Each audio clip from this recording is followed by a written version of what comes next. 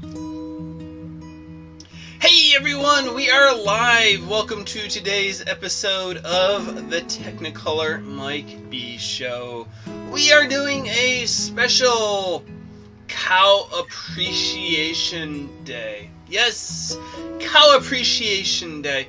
Now, usually Chick-fil-A at the beginning of July of each year has their annual Cow Appreciation Day, when they invite their customers to dress up in their best costumes and come in to eat.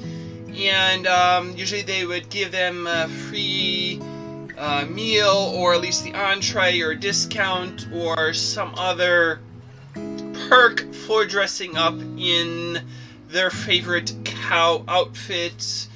Whether it's face painting, a shirt, or a sign that says "Eat more chicken," or whatever people do to get into the spirit of the Chick-fil-A cow mascot.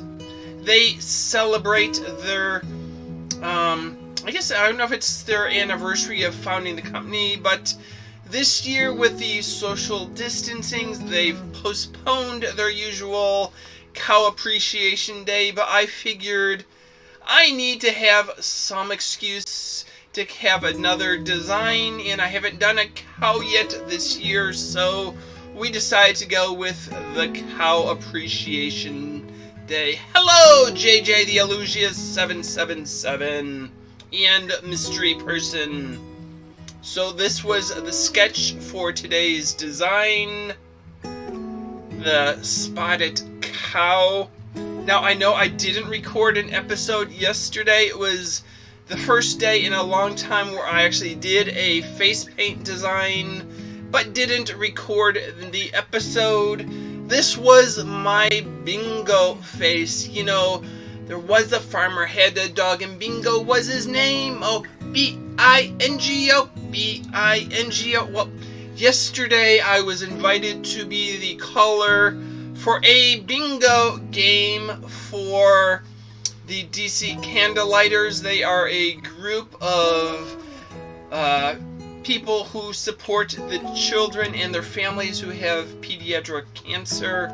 I believe all of the people involved in the organization were either nurses at hospitals, they were workers, they had a child with cancer, and my friend who invited me to their event, I've known her for 15 years, longer than I've been doing balloons, face painting, and clowning around. So I said, sure, I will come out and be your bingo caller. They did their game via Zoom. They had a dozen kids and their parents and their grandparents joining online to play bingo. Yes, we played several games. They all won various prizes, and it was good enough that they're planning to do another event in August, and they were even thinking of doing the adult-only bingo for the parents sometime September. They're talking about how they could still try to pull off their annual Halloween and Christmas events. Those are big events for them, and they're also special time for the children. I haven't had cancer, and I was fortunate enough not to have friends and family dealing with pediatric cancer, but through the stories and the people I've met, it is a very difficult time with trips to the hospital and you're seeing your kid feel sick. It's just a terrible disease, so I do what I can to support them at various events through the year. So that is where I was yesterday. I did the bingo dog face so I could call bingo. And if you want to see pictures of the face, they are on my Instagram. If you found me here, you can find me on Instagram. Just look for Technicolor Mike B. I have a link in most of my videos as well, so you can see the pictures of yesterday's design beyond the pencil sketch drawing that I created.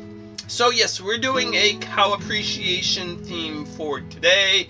And since this is the first cow show I've done this year, I have cow jokes that I haven't used yet this year at all. So we can go through my cow jokes and we can try to create a cow balloon. So let's get started with today's show. Let me scoot back, grab the balloon pump, grab a few balloons, hope they don't pop, and we'll get started. Oh, I didn't mention today's jokes come from punstoppable.com. Yes, punstoppable. They've been a good site for the last week or two for me to get jokes on a variety of subjects, whatever I'm doing for the day. Other sites have been good as well, but I've been going to them because I used all the other sites' jokes and I needed more. So why did the cow cross the road? Yes, why did the cow cross the road? Well, that cow, he was social distancing from his herd. Yes, just social distancing, trying to make sure that he and his family wouldn't get sick. What do you call a cow that doesn't produce milk? Yes, a cow that doesn't produce milk.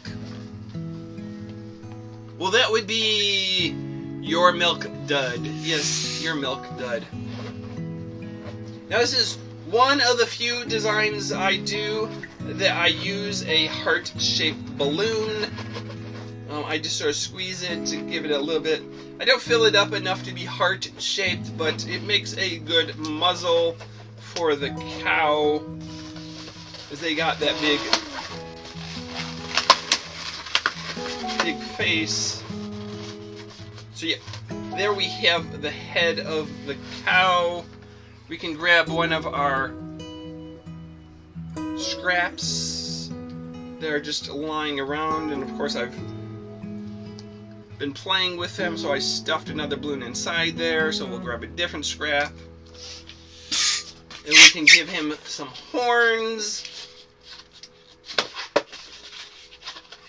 Oh, where were we? We were telling jokes. Which state of the United States has the most cows? Yes, which state has the most cows? No, we aren't looking for the right answer. We're looking for the joke answer. Not Wisconsin, not the cheese state, but California. Yes, California, the state of cows.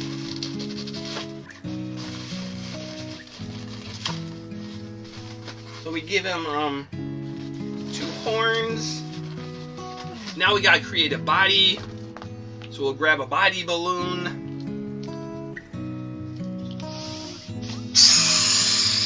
What happened to the man standing next to a group of mooing cows? Yes, a group of moo cows. Well, I guess that must have been a cowboy because he heard them. Yes, he heard them, round them up, send them on their way. Oh, he heard them? Or he heard them? I don't know. What do you call a cow with a halo? Yes, a cow with a halo. That must be your angel cow. No, that is holy cow. Can you believe that? Yes, holy cow. What did one cow say to the other cow? Yes.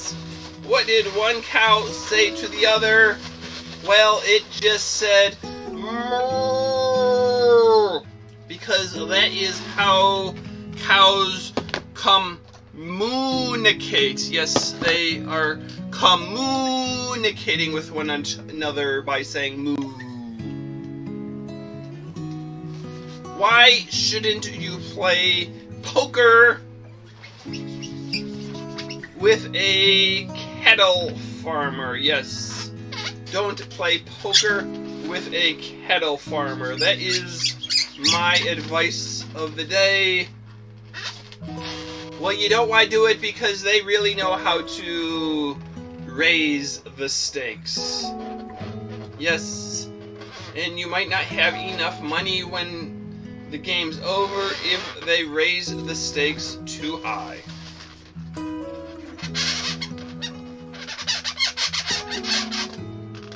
So we gotta give this cow some cool spots.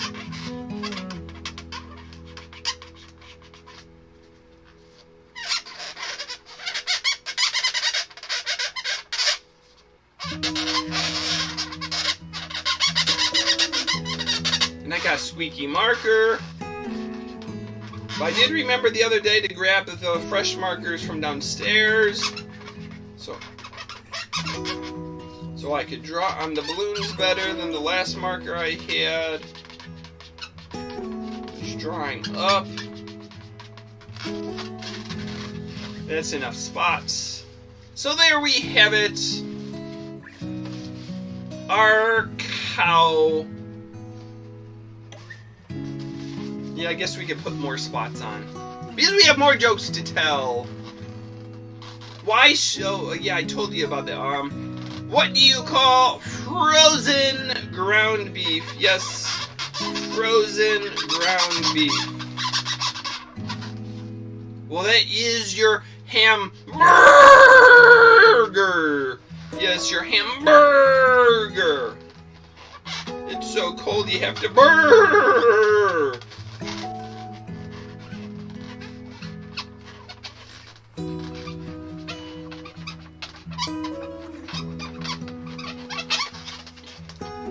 Yeah, we got some spots on that side. Now we could add some spots to the other. Why couldn't I use beef stew as my password? Yes, I have to change my password way too often. Need things I can remember, so I wanted to use beef stew for my password. But apparently the computer network said that one wasn't stroganoff. No, it wasn't stroganoff, so I had to pick something else. Something stronger.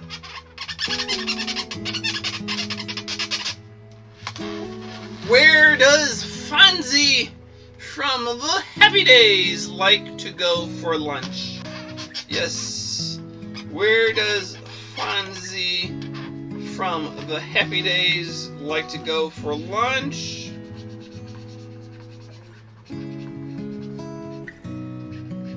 Finish one or two more spots. Well, he likes to go to the Chick-fil-A! Yes, the Chick-fil-A! What did the cow want to be when he or she grew up? Yes, that little cow had dreams of becoming something important upon growing up. Well, that cow wanted to be a musician. Yes, a musician.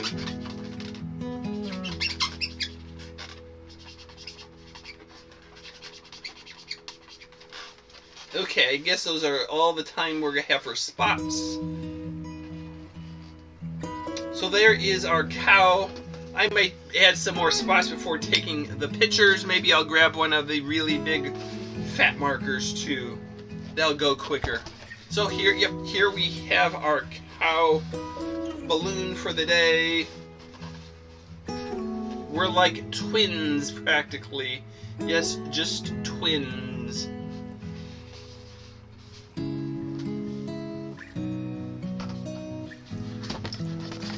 So I know a lot of people have their pros and cons when it comes to Chick-fil-A. Some people don't like the fact that the owner of the company is religious and he carries some of his religious beliefs into how he runs the business. Family value, conservative Christian, old style values. Others like the fact that they are kid friendly, that they are a lot of people will joke about it, but they are efficient when it comes to running their business, their drive-through. That the local Chick-fil-A at the entrance to the community, they have 2 lanes for the drive-through. The last few times I've gone there, they usually have 4 or 5 employees outside. They're taking your orders, they're getting your payments. By the time you get to the window, it's like, here's your bag and you're out of there. Usually I'm in through the line in under 5 minutes, and that's even with 10-12 cars in front of me when I arrive. I've been in line at Arby's and Burger King and places like that with 5 or 6 cars in front of me and been there for more than 10-15 minutes. They just don't know what Chick-fil-A knows about efficiency of fast food. Right now I am going there more often than I usually do because they do have a drive-through. There aren't that many restaurants in the immediate area with a drive-through. And a lot of the entertainers do get hired by Chick-fil-A.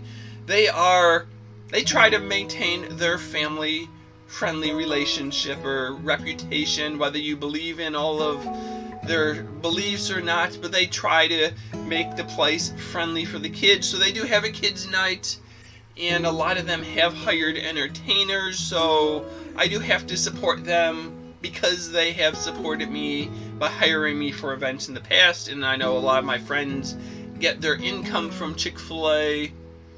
And at a time like this, anyone who is getting some income is really happy to have the customers, because there's a lot of places that aren't open right now. So yeah, we're doing a cow appreciation theme just because it's something that Chick-fil-A would normally be doing. I think it's usually like the second Tuesday, so it would have been yesterday, but I wasn't able to do the cow design for yesterday, so we're today. And yep, that's where we are. We did our cow balloon, we had our cow jokes. It is Wednesday, so we're halfway through the week.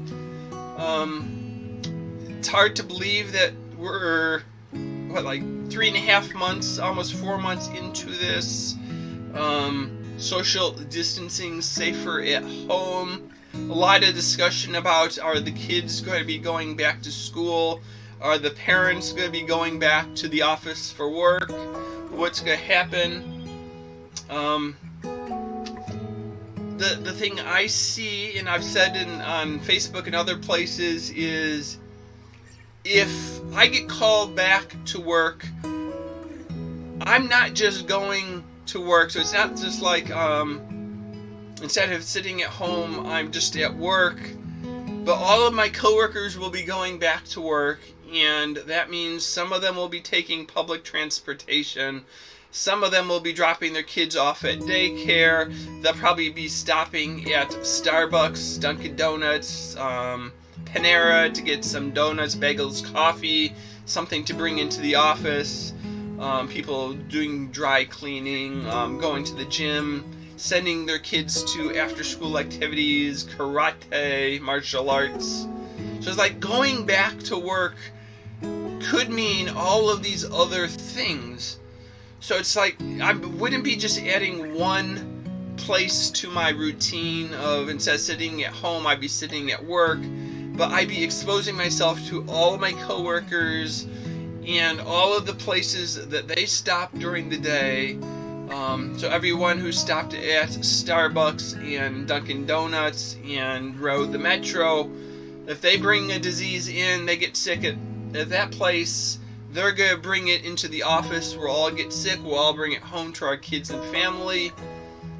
So like, yeah, all this conversation about returning to work and kids going back to school, it's a catch-22 because a lot of parents can't go back to work unless their kids go back to school or have a place to go, because they're a dual income family and no one's home during the day. And I know a lot of people right now, like, the wife is a nurse or something, and her job is essential. She's been going to work. The husband, maybe he's in IT or finance or something, and is able to telework. So he's at home and he's able to watch the kids. But like if he gets called back to work and is like, well, I can't go into work, but like, which member of the household makes the more money? Who's going to be more important for the income? So what impact will all of this have on the economy? So it's like, I think we need to start having the real discussion of what does going back to work mean? What does it look like? And stop the political debate of, oh, COVID-19 is nothing, it's just the flu. 99% of it is no more than a sneeze. So yeah, if we could have the real conversation of what it would mean if everyone went back to work and it was spreading in the community, what can we do to slow the spread? I think that's a conversation we've all avoided because it gets too argumentative, that people take their political sides and just look at one point of view of, I need to get back to work, I need to get the money. But it's like, how do I get back to work? How do I get the kids back to school? How do we do it safely? People say, well, kids don't get it, but how do we know? Kids haven't been going to work. Kids haven't been going to school. They've been staying home. They've been largely isolated from being exposed. If they're suddenly in a school with 500 other students, what if 10 students have COVID-19? How long will it take for the other 500 to get it when they're spending time in shared classrooms? They all use the gym, the music room, the art room, the cafeteria, the common space, the hallways. So it's like, is it safe for kids in school? If it's not safe, and a lot of people say, well, kids fall behind when they do online learning, that there's a lot of households that don't have one computer per child, so that 2 or more kids are sharing one computer. They have slow internet connections.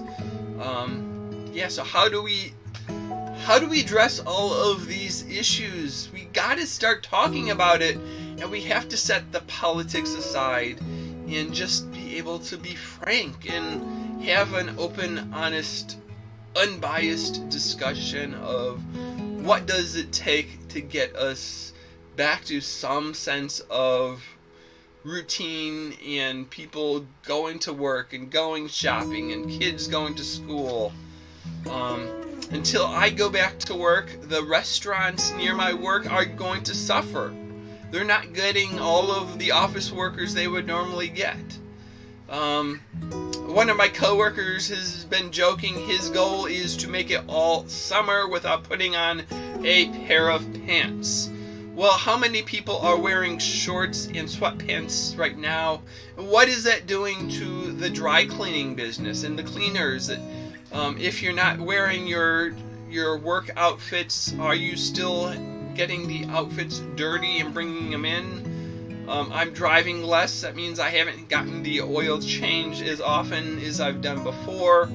Yeah, it's going to be a huge trickle down, and I don't think we've seen the real impact of COVID-19 on the economy. Yeah, we saw millions of people getting laid off, with businesses and hotels and airlines and all those other places closing down for a while.